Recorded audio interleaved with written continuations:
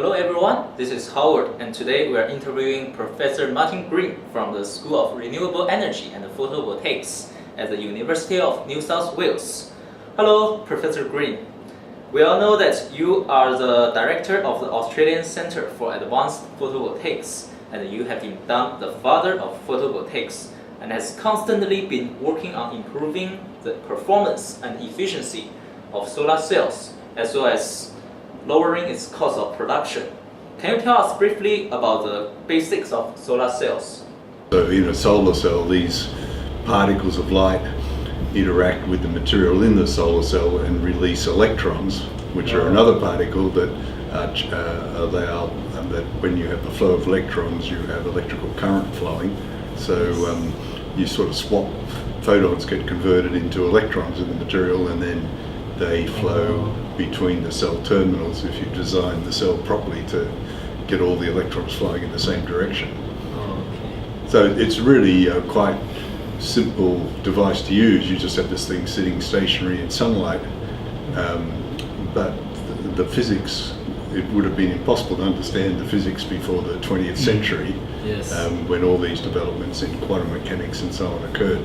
So we know that there are actually fundamental limits upon silicon solar cell performance, but you and your team still managed to demonstrate experimental devices approaching this limit, like improving the cell efficiency from 8% to actually 25%. Can you tell us more about this development process of solar cells from past to present? When we started working on silicon cells, 20% was regarded as a practical limit. So that was like the 4-minute mile in athletics. It was out there, and someday with a great deal of effort someone might do better than that.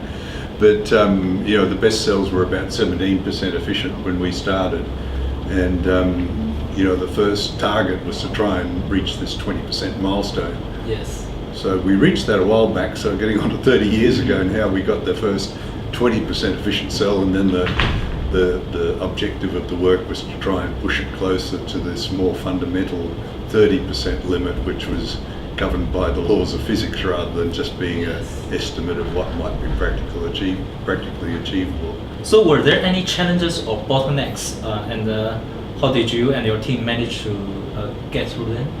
Yeah, there was many challenges and bottlenecks. So in this area of research, you have to try a lot of different approaches, and ones that you think have got a good chance of working often do not work, and ones you think have got a little chance of working sometimes work exceptionally well. So it's a matter of trial and error, like coming up with ideas for how you might improve the device, and then trying out those ideas experimentally. And sometimes you get lucky and the ideas work, and then you have a big jump in performance as you refine the implementation of the idea. So you just get a little glint of hope that the idea is going to work, and then by concentrating in on exploiting that idea to its full potential, you can then get this little step in performance.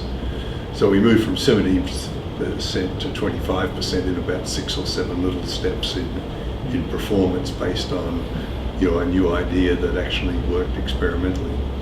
But there was hundreds of ideas that we tried that didn't work along the way. So do you think it will ever be possible to even further improve on solar cell efficiency to probably 50% or even 80%? Yeah, well, we got 40% just over a year ago. But to do that, we had to focus the sunlight, which makes it a little bit easier. If you focus the sunlight to get really concentrated, sort of powerful sunlight, it's easier to get higher efficiency. So that was one of the things we did. And then the other thing that we did is, instead of just having one cell, we had 4 cells, with each cell having different properties. So you can design a cell for a specific color in the sunlight.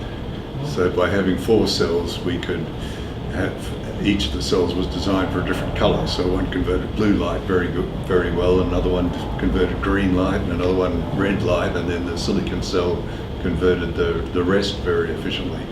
So that's how we got to 40%.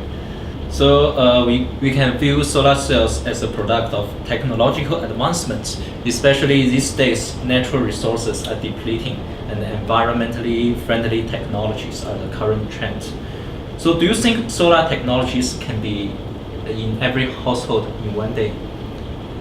Yeah. So in Australia in particular, like I think it's 1 house in 5 now has solar panels on the roof. So it's really quite a high penetration of solar, within private homes within Australia. So we're sort of leading the world in terms of that type of percentage. So in Japan there's a high fraction as well, and but it's the only country that has a similar sort of capacity of solar installed on private homes.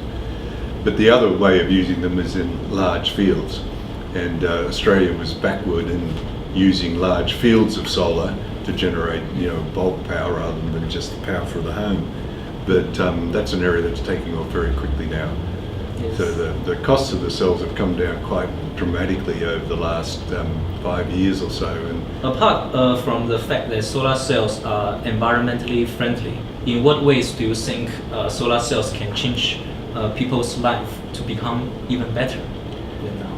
Yeah, I think there's going to be a big change in the way we think about electricity and use it and so on, because in the past it's been generated by these big generators, big coal-fired generators that required huge amounts of capital to build, and there's only say 4 or 5 in the state of New South Wales that provide all the electricity that we need, so that there's not a large number of them involved, and they're very they just sort of run more or less around the clock.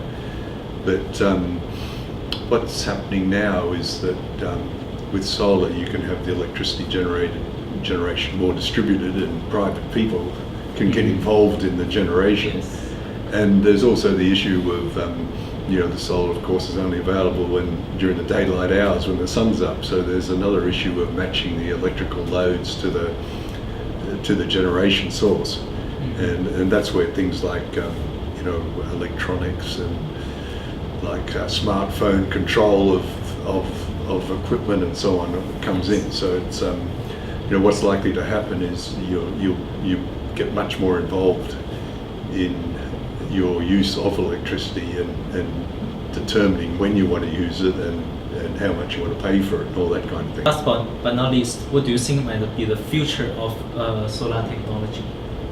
Yeah, well, I guess there's an urgent need to reduce the amount of carbon dioxide getting emitted into the atmosphere. Yes. And if you look at options that are out there for doing that, the solar is now the cheapest way of producing electricity by any means.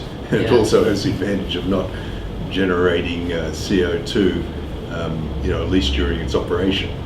The only CO2 emissions come when you actually make the cells, because at the moment you have to use conventional power to generate your cells. But once most of the electricity is getting generated by solar, there won't be even that CO2 burden from the manufacturing of the cells. So I think we're going to see massive improvements in the performance of the cells and massive reductions in the costs. And I think by mid-century, solar might be providing the huge bulk of energy that's used worldwide, just because it's going to be cheap. So it's going to be an economically driven transition to the use of solar, and at the same time we'll be greatly reducing the CO2 emissions and hopefully get the atmospheric carbon dioxide concentrations under control. Lowering the greenhouse effect.